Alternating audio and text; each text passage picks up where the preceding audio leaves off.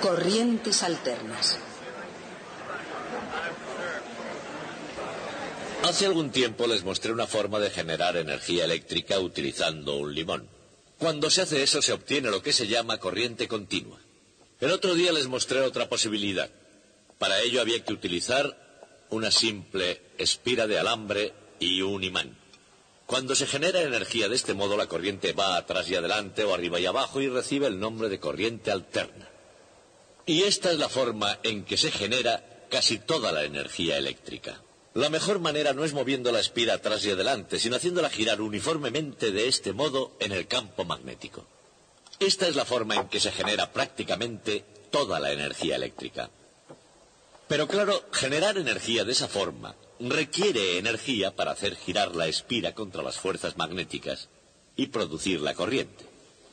Esto se hace normalmente utilizando una máquina térmica, una turbina de gas alimentada con un combustible fósil como petróleo, carbón o gas, o un reactor nuclear, e incluso agua en un generador hidroeléctrico.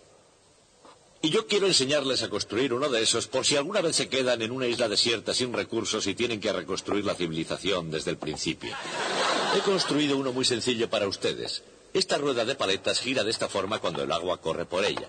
Cuando gira hace dar vueltas a una espira muy similar a la que tenemos aquí, entre los polos de este imán permanente.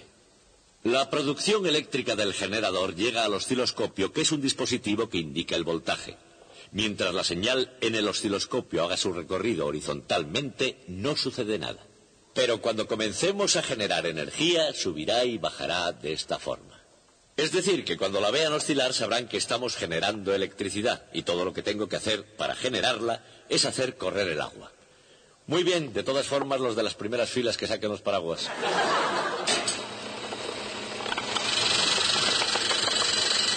Y aquí está, energía hidroeléctrica.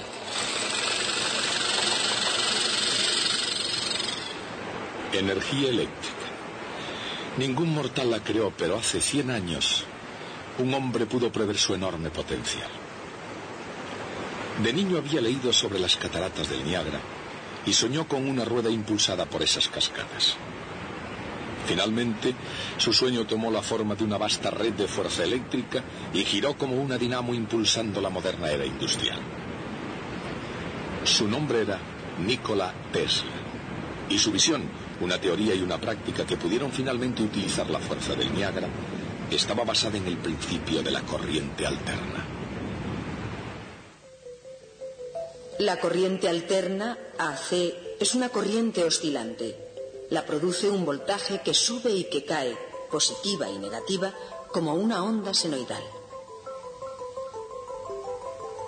Pero tal como descubrió Nikola Tesla, definir la corriente alterna fue solo el comienzo de sus ascensos y descensos. Él quería que la corriente alterna impulsara todo lo que hay sobre la Tierra, pero en el mundo real, el mundo de los negocios, esa idea encontró una enorme resistencia. Ya desde el principio tropezó con las fuerzas eléctricas que era Thomas Alva Edison y los defensores de la corriente continua. La corriente continua, DC, es un chorro constante de electricidad. Idealmente, su voltaje es constante e igual a la intensidad de corriente, también constante, multiplicada por la resistencia efectiva del circuito. Evidentemente, en el punto básico de corriente alterna contra corriente continua, Edison y Tesla estaban en longitudes de onda diferentes, y se trazaron las líneas de la batalla en lo que se dio en llamar la guerra de las corrientes. Pero la batalla fue mucho más allá del campo relativamente seguro de la teoría científica. Había muchos otros intereses implicados. Se amasaron y perdieron fortunas. Hombres poderosos e ideas poderosas avanzaron y retrocedieron. ¿Qué había detrás de todo este clamor y furia? Tesla, un inmigrante de 29 años del este de Europa, llegó a Nueva York en 1884. Contaba con un libro de poesía, dominio de una docena de idiomas y menos de un níquel en su bolsillo. Pero tenía también una carta de presentación para Thomas Edison, quien le encargó la tarea de rediseñar dinamos en sus talleres de máquinas. Y por supuesto con una condición: las dinamos tenían que ser de corriente continua. como Tesla estaba decidido naturalmente a hacer que la corriente alterna fuera la norma aceptada mundialmente, su carrera con Thomas Edison solamente tenía un camino. Antes de un año, Tesla había renunciado, en parte porque parece ser que Edison no cumplió su promesa de pagar una gratificación. Tesla comenzó a pasar una mala racha y estuvo una vez más prácticamente sin un céntimo. Al mantener su principio de la corriente alterna, Tesla no solo había tocado fondo, sino que había dislocado violentamente la maquinaria más poderosa de la faz de la Tierra.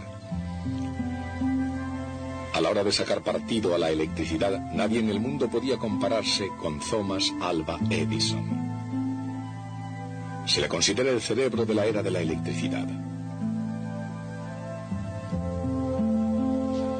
Como general eléctrico de la que llegaría a ser la compañía General Electric, Edison no fue llamado Napoleón simplemente porque la actriz Sarah Bernhardt dijese que parecía representar ese papel. Aún hoy sus oficinas centrales, el laboratorio Edison en Menlo Park, New Jersey, permanece vivo en la imaginación de la gente. Como un digno homenaje fue reconstruido desde sus cimientos tablón a tablón y conservado en el Museo Henry Ford de Greenfield Village en Dinmore, Michigan. Mientras vivió, Edison fue la fuerza creadora que estaba detrás de toda idea brillante que hubiese bajo el sol. A pesar de que su oído estaba disminuido, su genio produjo el primer fonógrafo del mundo. Y para que conste, también inventó la cámara de cine. Fue en Menlo Park, no en Hollywood, donde el cine tuvo sus primeros parpadeos. Con este invento, el teleimpresor, la presión sanguínea de los negocios comenzó a subir y bajar con el pulso de la bolsa. Y cualquier noticia viajaba lejos y rápidamente, con la versión ampliamente mejorada por Edison del telégrafo. De hecho, perfeccionó a menudo otros inventos, haciéndolos más prácticos y comercialmente viables. Otros inventaron el primer teléfono y la primera máquina de escribir, pero Edison los convirtió en efectivos instrumentos manuales. Por otra parte, Edison trató a veces de destrozar y no de mejorar las ideas de otros. El fervor de Edison hacia Nikola Tesla y su idea de la corriente alterna era ciertamente débil, a diferencia del que puso aquí en Menlo Park. Y no es de extrañar. Comenzando por la casa de huéspedes de Sally Jordan, la primera casa del mundo iluminada eléctricamente, la corriente continua de Edison estaba en camino de iluminar cada casa situada dentro del alcance limitado de su red de centrales eléctricas. Y Edison sabía que incluso en los circuitos más simples, la corriente alterna de Tesla podía estar llena de sorpresas. Por ejemplo, consideramos un simple circuito constituido por una fuente de tensión alterna, un condensador y una autoinducción. De acuerdo con las reglas matemáticas de Gustav Kirchhoff, la elevación de la tensión en la fuente, nunca mayor a E sub 0, es igual a la suma de las caídas de tensión a lo largo del circuito.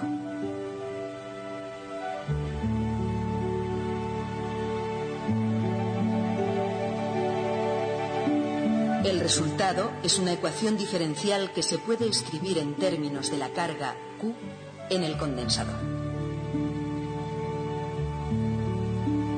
La misma ecuación diferencial también describe el desplazamiento X de un oscilador armónico impulsado por una fuerza oscilatoria. Incluso una pequeña fuerza, nunca superior a F sub 0, exactamente a una cierta frecuencia, causa oscilaciones que se hacen cada vez más y más grandes.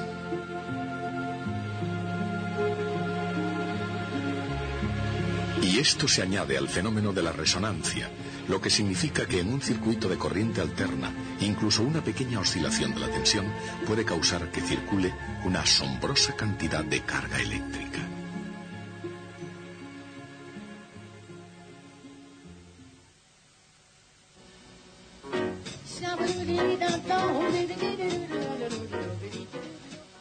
Por supuesto, en un sistema mecánico, los resultados de la resonancia pueden ser devastadores. Pero a veces se utiliza la resonancia eléctrica para obtener la sintonía correcta. Tesla fue, de hecho, el primero en describir una red de circuitos resonantes sintonizados y de antenas, que es exactamente cómo se transmiten y reciben las señales de radio y televisión. Se selecciona una auténtica estación de televisión entre todas las demás, porque un circuito de corriente alterna se sintoniza precisamente en resonancia con la frecuencia de la emisora. Esto es verdad tanto para la radio como para la televisión. Y la resonancia eléctrica tiene lugar porque matemáticamente los condensadores y las autoinducciones actúan de forma muy semejante a los muelles y las masas. Por ejemplo, cuando un condensador comienza a cargarse, se crea una tensión que se opone a la carga. En otras palabras, un condensador se opone al cambio de carga positiva o negativa, lo mismo que un muelle se opone a ser estirado o comprimido.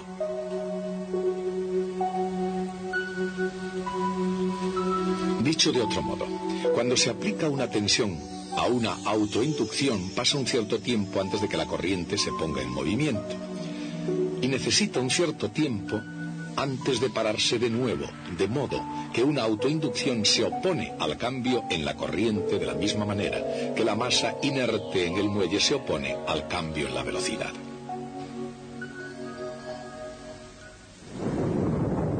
Independientemente de lo precisa que sea la analogía, pueden surgir diferencias. Por ejemplo, cuando la resonancia tiene lugar en osciladores eléctricos, no suele afectar negativamente a las personas. Pero cuando la resonancia tiene lugar en osciladores mecánicos, las cosas se nos pueden ir de las manos. En los circuitos eléctricos, la resistencia puede ayudar a mantener las cosas bajo control.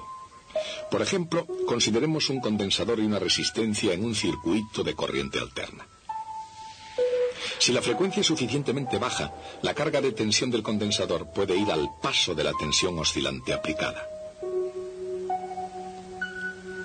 Pero a frecuencias más altas el condensador no puede cargarse y descargarse lo suficientemente rápido, de manera que no se desarrolla una diferencia de potencial a través de él y se desarrolla en la resistencia. Por otra parte, si hay una autoinducción en el circuito a baja frecuencia, hay tiempo suficiente como para que aumente la intensidad de corriente sin necesidad de aplicar mucho voltaje. Pero a frecuencias mucho más altas, la intensidad de corriente en la autoinducción no puede cambiar lo suficientemente rápido antes de que tenga que cambiar de sentido, de manera que se dé la diferencia de potencial fundamentalmente en la autoinducción y no en la resistencia. Cuando todos los elementos están en un mismo circuito a baja frecuencia, la mayor parte de la tensión se emplea en cargar y descargar el condensador.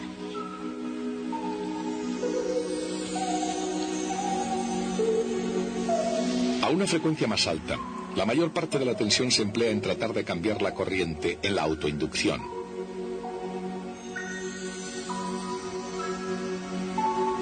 De hecho, a una frecuencia muy alta, la autoinducción impide prácticamente la circulación de cualquier corriente.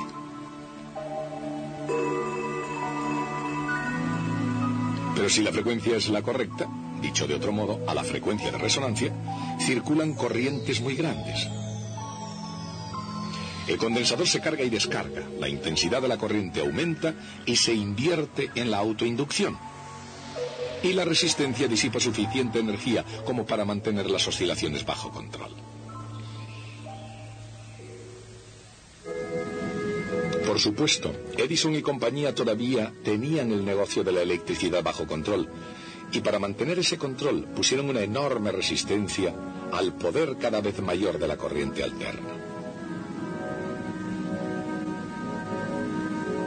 De manera que si Tesla quería ganar la guerra de las corrientes, necesitaba de un campeón que se levantara y negociara contra las fuerzas de Thomas Edison. Y es aquí donde George Westinghouse aparece en escena. Westinghouse, el legendario industrial de Pittsburgh, era un inventor convertido en un gran hombre de negocios. Pero en contraste con Edison, no solo hablaba de la corriente alterna con entusiasmo, sino que invirtió dinero en aquello de que hablaba y compró las patentes de Tesla de un motor de inducción polifásico. En 1888 hubo una escalada en la guerra de las corrientes. Cuando Westinghouse comenzó a trabajar en favor de Tesla, la maquinaria bien engrasada de Edison cambió de marcha. Hubo campañas difamatorias y, según algunas personas, juego sucio. Sin embargo, alguna vez hubo coincidencia de opiniones. Charles Steinmetz, el mago matemático de la física y la ingeniería, ofreció cierto apoyo intelectual a ambos campos. Edison y Tesla pudieron incluso trabajar juntos, pero no por mucho tiempo, y nunca mientras Tesla tuviera la ventaja de la corriente alterna. En teoría, e igualmente en la práctica, ¿por qué era mejor el método de Tesla? Evidentemente, la razón por la cual una planta genera electricidad es para mandar energía a algún lugar, enviarla a través de cables a la casa, a la oficina o a cualquier otro lugar donde se necesite y haya un enchufe a mano. Pero la potencia es igual a la intensidad de corriente multiplicada por el voltaje. Por eso se puede transmitir la misma potencia a alta intensidad y bajo voltaje o a baja intensidad y alto voltaje.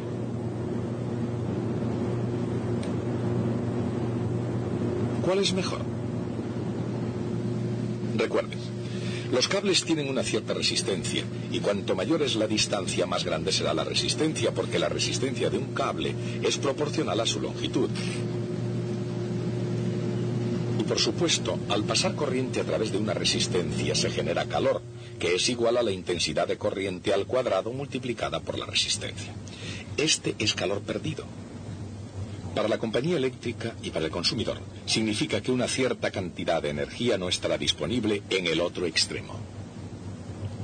Como I es igual a P partido por V, ese calor es P al cuadrado multiplicado por R dividido por V al cuadrado. Entonces, para una potencia y una resistencia dadas, cuanto más alto sea el voltaje, menor será la energía perdida por el camino. En otras palabras, la clave para una transmisión eficiente de potencia es hacerlo al máximo voltaje posible. En una red eléctrica moderna, la energía se transmite rutinariamente a través de miles de kilómetros y a cientos de miles de voltios.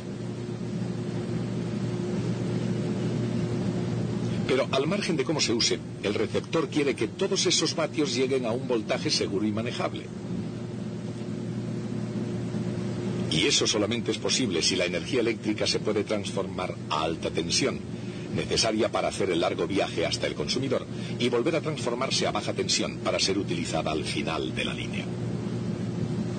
Esa tarea, subir y bajar el voltaje, es difícil de realizar con la corriente continua, pero con la alterna es comparativamente fácil.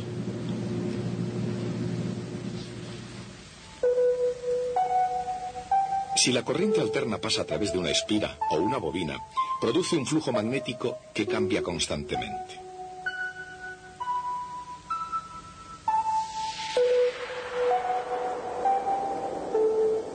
Una barra de hierro imantada por la bobina puede concentrar e intensificar ese flujo cambiante.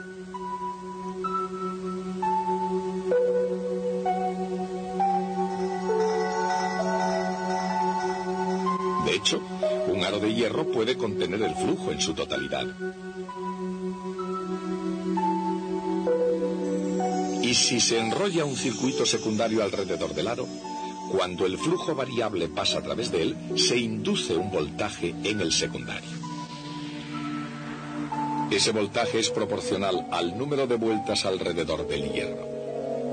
Evidentemente, entonces, el voltaje de la potencia transmitida al circuito secundario puede ser mayor o menor que el voltaje del circuito primario. De forma que, aunque la potencia que sale es casi igual a la potencia que entra, se puede elevar el voltaje para su transmisión a larga distancia y luego bajar el voltaje para su utilización sin peligro al final de la línea. Este principio es justamente el que daba la gran ventaja a la corriente alterna de Tesla con respecto a la corriente continua de Edison. Y este principio, que era revolucionario a finales del siglo XIX, ese principio habría de ser aplicado en el siglo XX desde un extremo a otro de la Tierra. Ese hecho, la evidencia abrumadora de que la corriente alterna impulsa al mundo industrial moderno, basta para declarar a Tesla ganador de la guerra de las corrientes.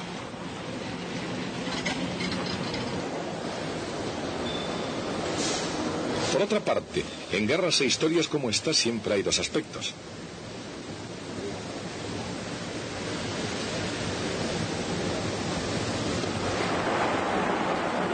Considerando la enorme contribución de Edison al mundo de la ciencia y de la ingeniería, ¿ganó verdaderamente una parte y perdió realmente la otra? Después de todo, Edison llegó a tener una cantidad convincente de patentes. Antes de Tesla, Edison construyó sus propios generadores, uno tras otro, aumentando su potencia cada vez. Pero luego, Tesla hizo lo propio, y al igual que Edison, seguramente también construyó turbinas y motores. Sin embargo, y esta fue la gran diferencia a la larga, los generadores de Edison solo podían iluminar cosas dentro del alcance de su planta generadora, mientras que el sistema de corriente alterna de Tesla podía llegar más allá del antiguo vecindario.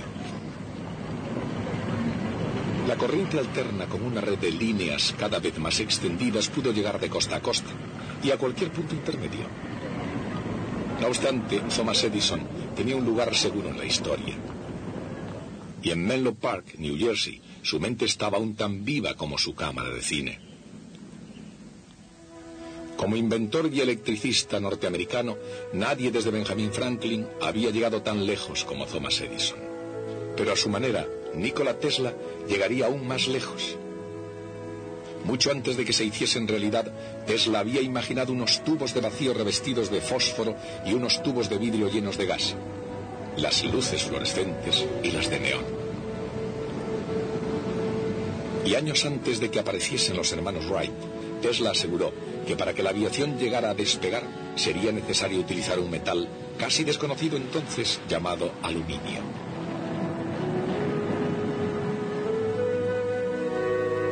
Y mientras que Marconi recibió la aclamación de la prensa por inventar la radio, Nikola Tesla obtuvo en los juzgados el crédito, así como el veredicto final. Hablando de crédito, algunos dicen que a Tesla se le negó el merecido crédito de muchos inventos originales. Con todo, nadie puede negar que Tesla fue uno de los científicos más dinámicos que han existido, ni que la fertilidad de su mente y su inventiva fueran incomparables. Pero Tesla, más interesado en los inventos que en las publicaciones científicas, guardó gran parte de su metodología en su mente. Tal vez por eso, durante años, la comunidad científica permaneció dudosa o fue mezquina en sus alabanzas. Tesla recibió, sin embargo, los doctorados honoris causa de Columbia y Yale. Y finalmente, con ironía y voluntaria, hasta le fue concedida la medalla Edison, el más prestigioso premio que ningún otro hizo famoso más que el propio Edison.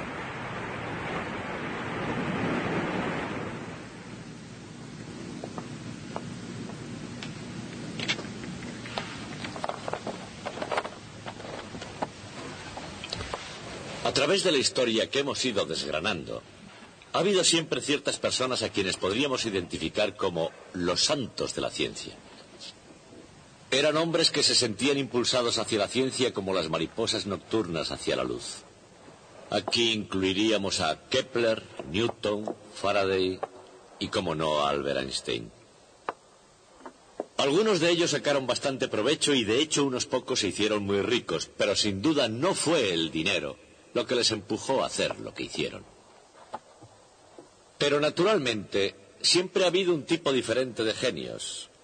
Genios tan inteligentes como los otros, pero que tenían sus ojos puestos en primer lugar en la cuenta de resultados. Uno de ellos fue Thomas Edison. También James Watt y Henry Ford, y hubo muchos otros. Ese tipo de personas pasó tanto tiempo en los tribunales, en litigios por patentes, como el que pasaron haciendo inventos. Y yo haría una distinción entre los científicos virtuosos y los tecnólogos codiciosos. Pero por supuesto hubo una excepción que confirma la regla.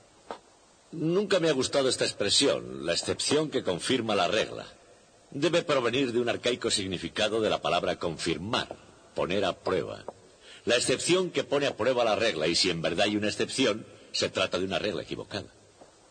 Pues bien, hubo una excepción que puso a prueba la regla y la encontró defectuosa. Y esa excepción fue Nikola Tesla. Nikola Tesla fue, desde luego, un genio de primera magnitud.